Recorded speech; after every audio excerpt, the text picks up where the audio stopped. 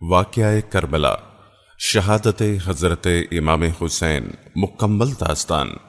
پنجتن کے گھر آنے کی عظمت تو ذرا دیکھو، سر نیزے پہ ہیں پھر بھی قرآن سناتے ہیں۔ اعوذ باللہ من الشیطان الرجیم، بسم اللہ الرحمن الرحیم۔ شہادت امام حسین اصل میں مرگ یزید ہے۔ اسلام زندہ ہوتا ہے ہر کربلا کے بعد۔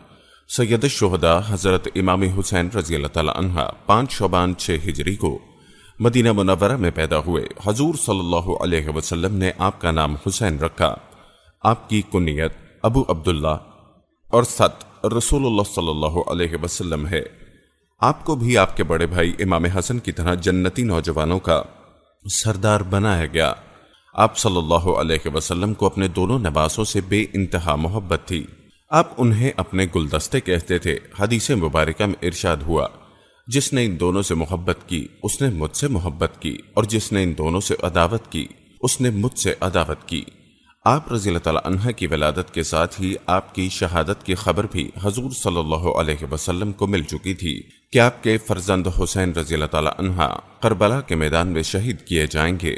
اور یہ حضرت جبرائیل علیہ السلام اس وقت آسمان سے تشریف لائے اور حضور صلی اللہ علیہ وسلم کو کربلا کی مٹی دیتے ہوئے کہا، یہ وہ مٹی ہے جو سرزمین پر امام حسین رضی اللہ تعالی عنہ شہید کیے جائیں گے۔ کوفہ کے قریب ایک مقام کا نام ہے جسے کربلا کہتے ہیں۔ یزید بہت تنگ خور، فاسق، شرابی، بدکار، گستاخ اور بے دین تھا۔ اس نے تخت پر بیٹھتے ہی اطراف کے ممالک میں اپنی بیعت کے لیے مکتب روانہ کیے۔ مدینہ منورہ کا عامل جب بیعت کے لیے حضرت امام حسین رضی اللہ تعالی عنہ کی خدمت میں حاضر ہوا تو آپ رضی اللہ تعالی عنہ نے اس کے ظلم کے بنا پر بیعت سے انکار کر دیا۔ امام حسین رضی اللہ تعالی عنہ نے اپنی جان کو خطرے میں ڈال دیا اور بیعت سے انکار کر دیا، اور اس شب ہی آپ کو مدینہ سے مکہ منتقل ہونا پڑا۔ یہ واقعہ 4 شعبان 60 ہجری کا ہے۔ مدینہ سے ہجرت کرنا آپ کے لیے نہایت ہی غم کا باعث تھا۔ یزید کی بیعت صرف اہل شام تک تھی جہاں اس کا تخت تھا۔ اہل کفر حضرت امام حسین رضی اللہ تعالی عنہ کو اپنے ہاں آنے کے لیے درخواستیں بھیج رہے تھے، لیکن امام حسین نے صاف انکار کر دیا۔ یزید کے تخت نشینی کے بعد اہل عراق کے تمام جماعتوں نے متفق ہو کر اپنی نیاز مندی، عقیدت اور اخلاص کا اظہار کرتے ہوئے آپ پر اپنی جان و مال قربان کرنے کی تمنا کی، اور تمام فرقوں کی طرف سے تقریباً 150 کے قریب درخواستیں آپ رضی اللہ تعالی عنہ کی خدمت میں پہنچ گئیں۔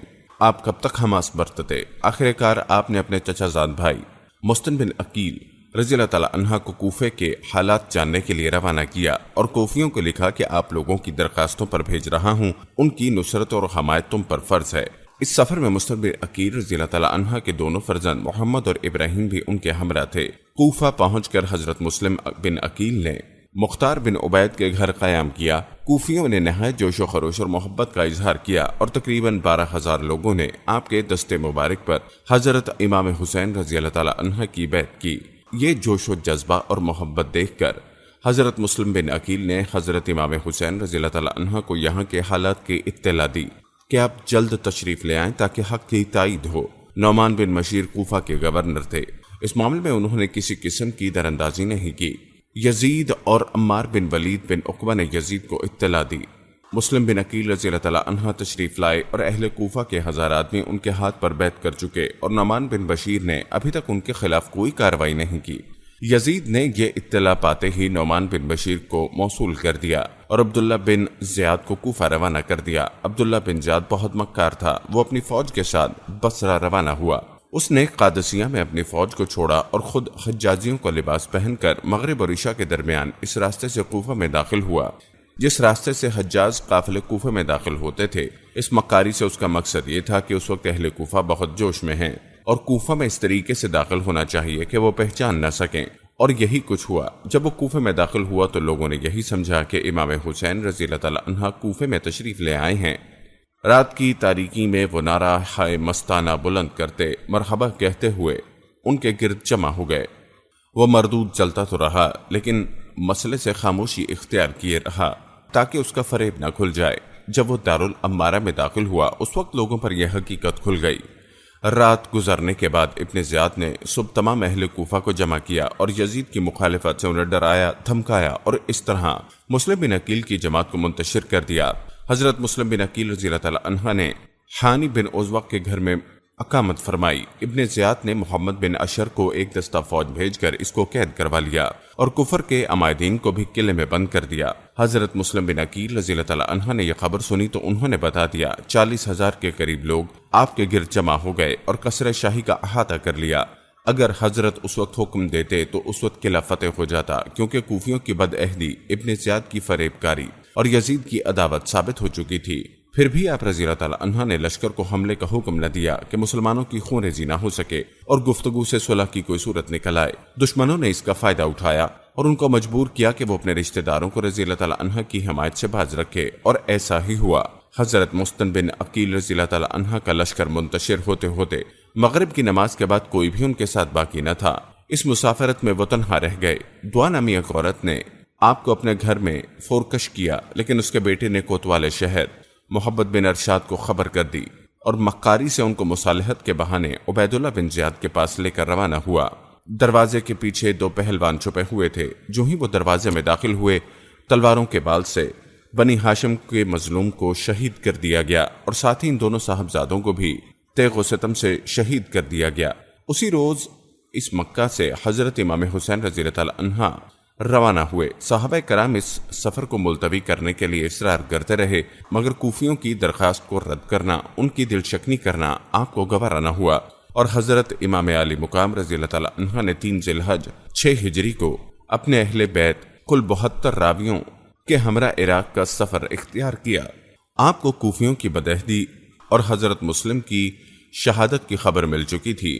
جب آپ کا لشکر کوفہ کے قریب پہنچا تو یہاں ہر بن زیاد دریا ہی 1000 مسلح افواج کے ساتھ آپ کو گرفتار کرنے کے لیے بھیجا گیا۔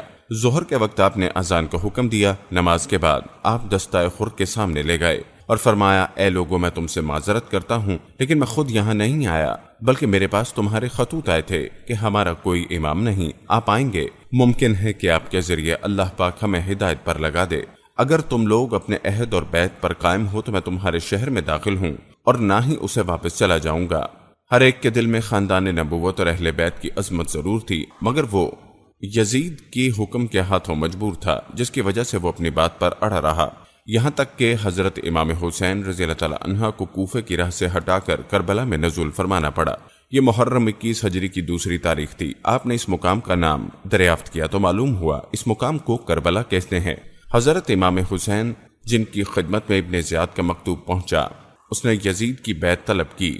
آپ نے قاصد کو جواب دیا کہ میرے پاس اس خط کا کوئی جواب نہیں۔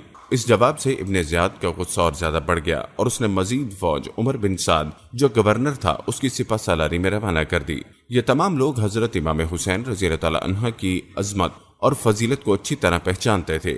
اس نے حضرت امام حسین رضی اللہ تعالیٰ عنہ سے مقابلے سے گریز کرنا چاہا، مگر ابن زیاد نے اسے مجبور کیا اور حکومت کے لالچ نے اس کو آمادہ کر دیا۔ 72 آدمی، عورتیں، بچے سبھی شامل ہیں جن کے پاس نہ جنگ کا سامان ہے اور نہ ہی جنگ کا کوئی ارادہ رکھتے ہیں، لیکن 22,000 کی فوج ان کے مقابلے کے لیے موجود ہے۔ 7 محرم کو دریائے فرات کا بے حساب پانی حضرت امام حسین رضی اللہ تعالیٰ عنہ پر بند کر دیا گیا۔ بھوک و پیاس سے سب ناتماں ہو گئے۔ 3 دن گزر گئے مگر مصائب کے ہجوم ان کی عظمت کو متزلزل نہ کر سکا۔ 10 محرم تک یہی اجرت رہی کہ امام حسین رضی اللہ تعالیٰ عنہ بیعت کر لیں، مگر آپ نے مسلمانوں کی تباہی و بربادی کو گوارا نہ کیا۔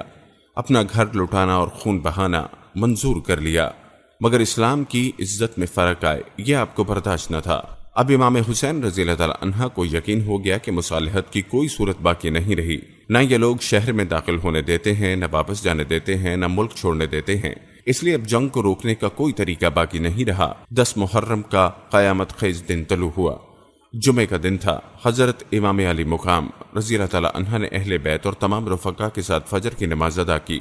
نماز کے بعد اپنے خیمے میں تشریف لائے۔ اہل بیت 3 دن سے بھوک پیاس سے نڈھال، ایک قطرہ پانی میسر نہیں، پھر بے وطنی، تیز دھوپ، گرم ریت، سیراب کی ہوا اور سامنے 22,000 کا لشکر، مگر عزم و ہمت اور استقلال میں لغزش نہیں۔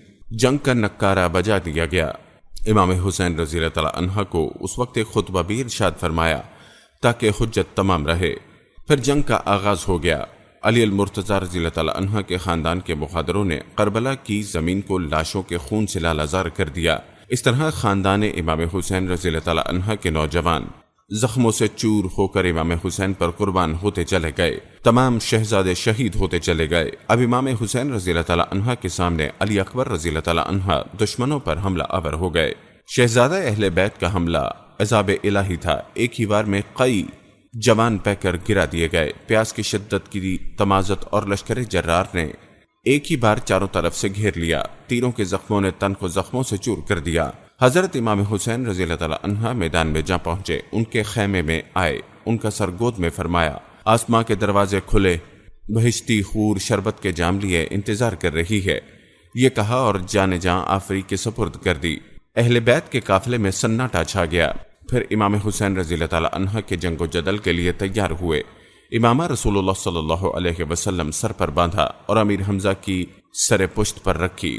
حیدر علی رضی اللہ تعالیٰ عنہ کی تلوار ذوالفقار ہاتھ میں لی اور گھوڑے پر سوار ہوئے۔ قضائے الہی پر صابر و شاکر سب کو سپرد خاک کر کے میدان کی طرف رخ کیا۔ ایک بار پھر اہتمام حجت کیا مگر بے سود۔ ایک ایک مقابل آیا، امام نے تیغ و خون میں سب کا کام تمام کر دیا۔ زمین کربلا کوفہ کے بہادروں اور سب شکلوں کے خون سے سیراب ہو گئی، لاشوں کے انبار لگ گئے، لشکر میں شور مچ گیا، ہزاروں نوجوان توڑ پڑے اور امام حسین رضی اللہ تعالیٰ عنہ کو گھیر کر تیر برسانا شروع کر دیے۔ گھوڑا زخمی ہو گیا، ہر طرف سے تیر آ رہے تھے، تن مبارک زخموں کے نشانے پر ہے، نورانی جسم لہو لوہان ہے۔ حضرت امام حسین رضی اللہ تعالیٰ عنہ کو چکر آ گیا، نورانی پیکر خون میں نہا گیا اور آپ شہید ہو کر زمین پر آ گرے۔ حضرت امام حسین رضی اللہ تعالیٰ عنہ نے حق پر ثابت قدم رہتے ہوئے کس طرح فسق و فجور کا مقابلہ کیا اور آنے والی نسلوں کے لیے عزم و ہمت کی بے نظیر مثال قائم کر دی۔ حضرت امام حسین رضی اللہ تعالیٰ عنہ پر آنے والے مصائب سن کر چند آنسو بہا لینے سے کچھ نہیں ہوتا۔